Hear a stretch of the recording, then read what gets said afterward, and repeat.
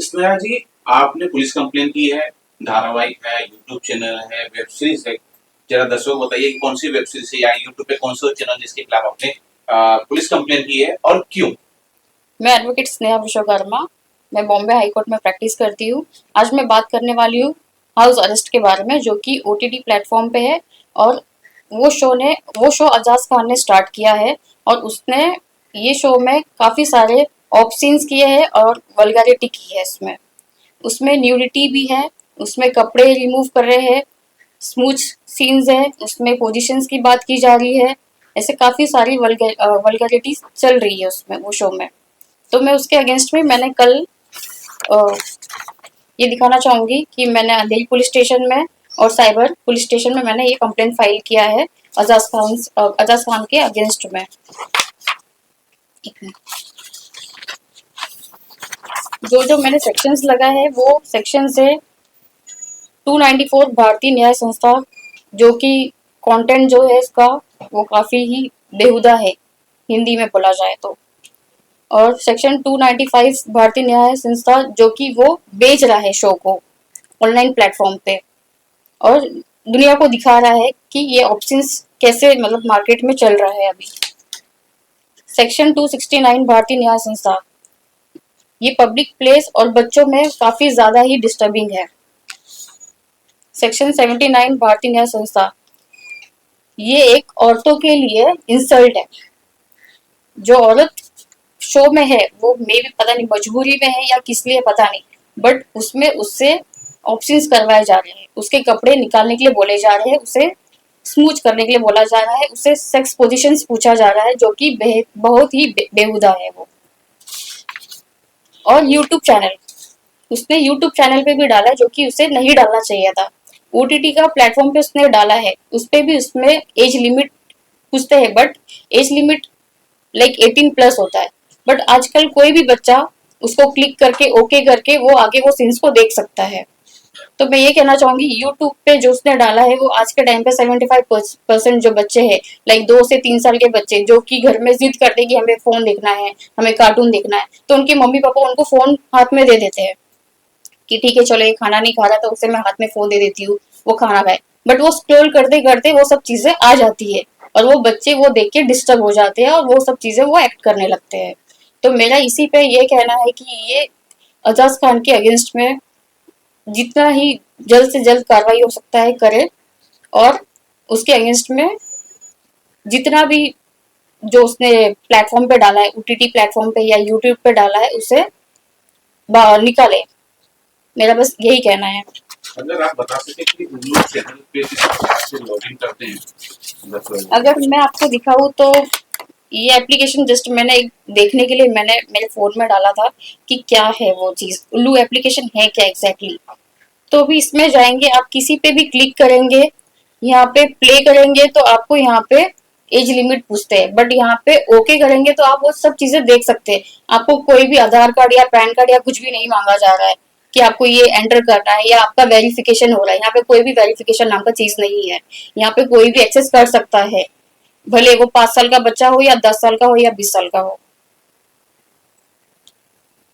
मेरा कहना इतना ही है कि जो ये प्लेटफॉर्म है इसके अगेंस्ट में भी, जो इसका सीईओ है उसके अगेंस्ट में भी एक्शन लिया जाए। आपने पुलिस कंप्लेंट किया है, पुलिस का फीडबैक क्या है? पुलिस का फीडबैक ये है कि ठीक है हम कार्रवाई कर रहे हैं, एफआईआर फाइल कर रहे हैं। मैंने उनको यहाँ पे एक जजमेंट भी मैंने मेंशन किया था कल मेरे कंप्लेंट में, जो कि ललिता कुमारी करके है, उनका भी मैंने इसमें रेफरेंस दिया है, जो कि सेम ही चीज थी। तो उनके अगेंस्ट में ये एफआईआर फाइल हुआ था, तो मैं चाहूंगी कि जितना जल्द से जल्द हो सकता है इसके अगेंस्ट में फाइल करें कंप्लेंट। तो ये भी इसमें ये जानना चाहेंगे कि मैंने जो कुछ मैंने देखे हैं, जैसे यूट्यूब पे और लोगों ने देखा है, उस प्रकार से मैंने भी कुछ सीन्स देखे हैं जो उन महिलाओं से, लड़कियों से या मॉडल से कराए जा रहे हैं।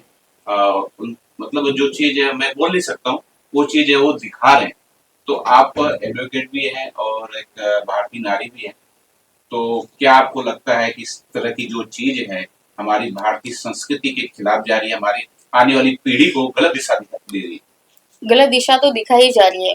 अभी यहाँ पे ये ऑप्शंस दिखाकर वो अपना कल्चर भी खराब कर रहे हैं, अभी मोस्टली देखा जाए इंडिया में हिंदूज है, अपना कल्चर ऐसा है कि हमें सब कुछ जो भी प्लेटफॉर्म पे हम जो भी शोज चल रहे हैं उसमें पूरा जो सीरियल्स आते हैं वो एक एज पर इंडियन के हिसाब से होता है, एज पर हिंदू के हिसाब से होता है कि ये अपनी संस्कृति है, इसे इसे फॉलो करनी है, ऐसे ऐसे आपको रहना है, बट इसमें पूरा वल्गरिटी है। इसमें कि जो मैंने कुछ सीन्स देखे हैं और मैंने देखने में मुझे समझ में आया कि मैं देख नहीं सकता और मैं सवाल के जरिए वो चीज बोल भी नहीं सकता। उस चीजों को हमारे यहाँ थोड़ा सा छुपाया जाता है कि इस तरह के शब्दों का प्रयोग नहीं करते हम लोग। तो एक महिला होने का नाते, एक एडवोकेट होने के नाते आपको क्या लगता है कि इस तरह के लोग, इस तरह की वेब सीरीज, इस तरह के जो सीरियल्स आते हैं हमारी भारतीय संस्कृति को, हमारे आने वाली पीढ़ी को गलत दिशा दे रहे हैं? जी बिल्कुल गलत दिशा ही दे रहे हैं। देखा जाए तो ये ऑप्शंस जो होते हैं ये अपने कल्चर को पूरा ही डिवास्ट कर देते हैं, जो कि पूरे तरीके से बर्बाद करते हैं। आज के बच्चे जो चीज देखेंगे आगे जाके भी वो वही करेंगे। जी बिल्कुल गलत है।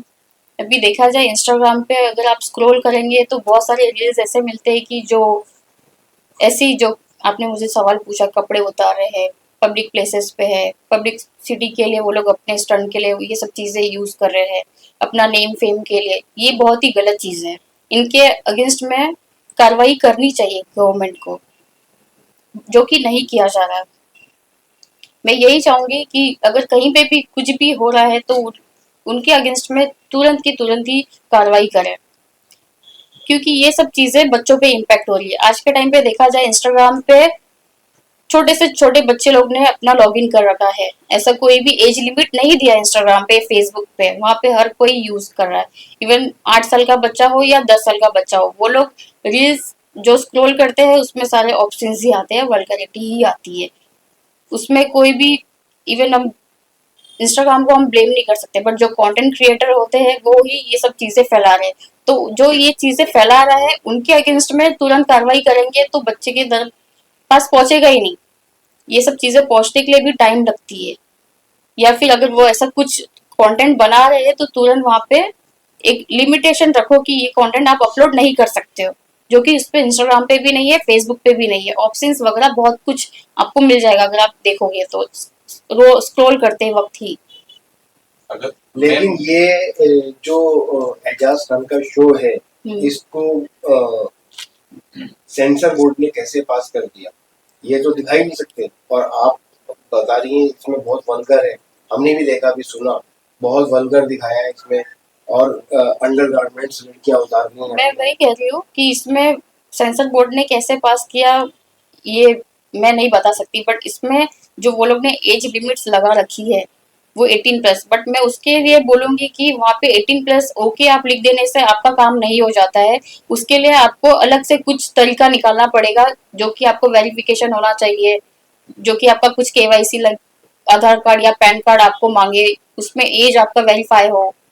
मैं यही चीज कहना चाहूंगी, अगर ओटीटी प्लेटफॉर्म पे ये सब चीजें चल रही है तो वैसे कुछ आपको शक्ति रखनी पड़ेगी, नहीं तो ये बच्चों, कोई भी बच्चा मतलब इसमें एक्सेस कर सकता है, भले वो कोई भी बच्चा हो, सिर्फ ओके करने से उसको एक्सेस मिल जा रहा है उसमें। मैम अगर कहना वशिष्ठ की बात करूँ, उसने एक एग्जाम्पल दिया है, जब प्रियंका चोपड़ा बिकनी पहनती है तो प्रोत्साहित कर रहे हैं लोग, उसे अच्छा मान रहे हैं और नेशनल लेवल पे देखा जाता है।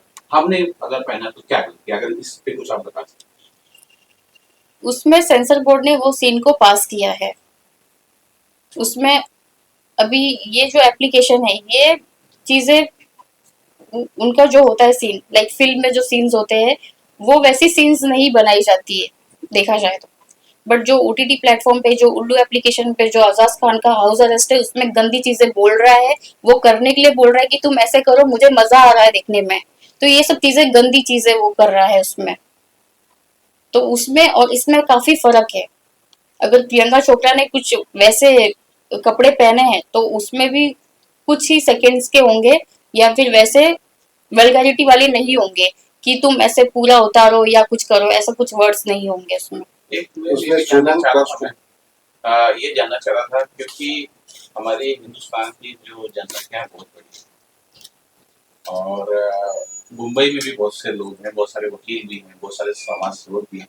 आपके जहन में कभी ख्याल आ गया कि इस तरह के जो कंटेंट है या इस तरह के जो यूट्यूब पे सीरियल आ रहे हैं, वेब सीरीज आ रही है, मुझे इसके खिलाफ कुछ बोलना चाहिए? जी बिल्कुल, इसके लिए मैंने आज आवाज उठाई है मेरी कि मतलब जो चीजें चल रही है, जिसे अजाज खान ने किया है वो बहुत ही बेहुदा किया है। उसने उसने अपना नेम फेम के लिए कंट्रोवर्सी में आने के लिए उसने यूट्यूब पे भी डाल दिया। उसने ये चीजें नहीं देखी कि यूट्यूब पे नहीं डालना चाहिए क्योंकि वहाँ पे हर किसी को एक्सेस मिलता है। अगर देखा जाए तो वहाँ पे एज लिमिट भी नहीं होती है यूट्यूब पे कि आपको एज लिमिट चाहिए या नहीं चाहिए। वहाँ पे कंटेंट फिल्टर भी नहीं होता है। बट वहाँ पे अगर ऐसे कुछ सीन्स होते हैं तो यूट्यूब को भी तुरंत के तुरंत ही निकाल देना चाहिए। जो आपने अभी जैसे मुझे सवाल पूछा है कि यूट्यूब के लिए मैंने कुछ आवाज उठाई है या उनके अगेंस्ट में मैंने कुछ मेल या मैंने कुछ वीडियोस वगैरह अपलोड किए या नहीं किए कि ऐसे कुछ वीडियोस अपलोड क्यों हो रहे हैं, तो मैं ये कहना चाहूंगी कि मैंने साइबर कंप्लेंट भी किया है। साइबर पुलिस स्टेशन में भी मैंने इसके रिगार्डिंग कंप्लेंट डाली है।